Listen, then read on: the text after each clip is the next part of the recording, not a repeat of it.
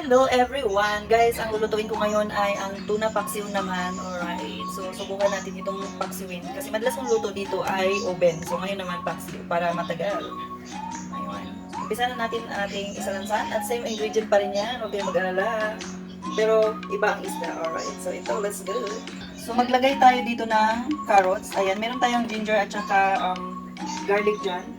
Tapos maglagay rin tayo nitong ating onions sa ilalim para pag gumulo siya with vinegar ay malasa talaga sa ating isda. Ayan.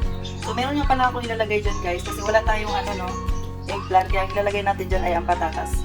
So, ang patatas parang madalas ko na yata itong nilalagay sa aking mga dish, no? Madalas ko na siyang ilalagay dahil yun lang ang available dito.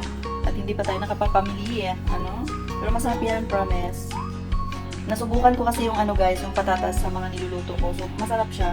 So, usually, ang mga nilalagay ko talaga yung mga ibang vegetable, hindi patatas. Kaya nung na-try ko siya na masarap, ayan, nakagawian ko na siyang ilalagay isalansan para maiwasan din natin na masunog ang ating isda, diba? Kaya yun ang purpose kung bakit meron yan dyan.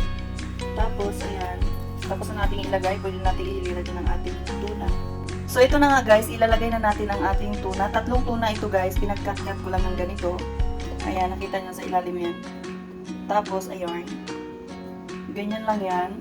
Tapos mamaya, syempre titimplahan mo yan according to your taste. Paulit-ulit lang naman. Halos similar lang yung aking mga content, no? Na luto-luto. Pero, at least may luto. Charot. Hindi guys, ayan, sayang din kasi. Ayan, kaysa ma-imbak. Pag tumagal kasi yung isda sa freezer, parang it's maano na siya. Malabsak or basta. So, kaya lang ito, hindi rin ito nagtatagal dito dahil nauubos naman ito agad. Dahil gustong-gusto nila yung luto ko, charot. So, joke lang yun guys. Gusto ko yung luto ko, syempre. Masarap yan. Ayan, lalagay natin yung mga tira nating ingredients sa itaas. Tsaka natin lagyan ng ating mga condiments. Mga orange factor muna tayo. Ayan, ganyan. Diba? Ang saya. Tapos, ito last natin ilalagay. Ayan. So, ayan, lalagyan natin ng pamintang buo para makita natin mamaya napakalasa niya. Yung aroma niya, napakaganda. Ganda o masarap. Ayan, lagyan natin ng durog na paminta. So, ayan. Sunod natin ilagay dyan. 1 kilong asin. Charot. Tansyahan nyo lang guys, kasi alam nyo na, masarap pag may tama ang timpla. So, tansya-tansya lang yan, alright? So, iodize yan. Mawawala din yung sobrang alat yan pag meron na siyang other ingredient. So, sa tingin ko tama yan. So, kuha tayo ng tubig na mainit, ilalagay natin doon. So, lagyan natin ng tom yum paste, pero optional ito. So, sa lahat yata ng dish ko, parang favorite ko na itong ilagay. Masarap kasi ito guys, nagbibigay talaga siya ng color-color at saka malasa yung lulutuin na ulam. So ngayon, dahil natalagay na natin yan, maglagay tayo ng vinegar. Tansyahan nyo lang yung vinegar. Kung hindi nyo matansya, gumamit na kayo ng pang-sukat dyan, okay? Kayo na bahala kasi nga, di ba nga, paksiw. Dapat maraming suka yan. So after that, maglagay na tayo ng ating hot water. Ayan, alam nyo ba guys, yung hot water na yan, kailangan mo patutuin mo yan mamaya. Kailangan pulong-pulong.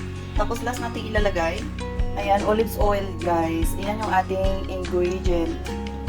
Ito yung pinakalas nating ilalagay dyan sa ating paksiw o lala. So, after mong lagyan nito guys, okay, tansya-tansya lang din na kung gaano kadami, kayo bahala. Diba? Masarap pag marami, syempre. Pero olive oil to safety naman to sa ating health. So ngayon, papakuluin lang natin yan guys. Diba? Marami na siyang liquid. Kailangan talaga pag nagluto ka ng paksiw, nagre-reduce ang kanyang liquid. Kaya naman, tara, let's go. Pakuluin na natin to hanggang sa mag-reduce ang kanyang mga liquid. So, ayan na, nakasalang na ang ating paksiw. Alam niyo ba, ang kagandahan ng paksiw ay pwede nyo itong magtagal. Yung matagal talaga siya, hindi siya napapanis kasi nga paksiw. Kaya lang, kung masarap ka magluto, 1 araw lang yan. 1 kainan lang yan, Diyos ko Lord guys. So, takpan na natin. So, kumulo na guys, check na natin. Kita nyo ba yan? Kulong-kulo. So, ang gagawin natin dyan ay hihinaan lang natin yung apoy hanggang sa bawasan ang ating water. Pero huwag masyadong dry. So, kailangan na mag-reduce ang kanyang water.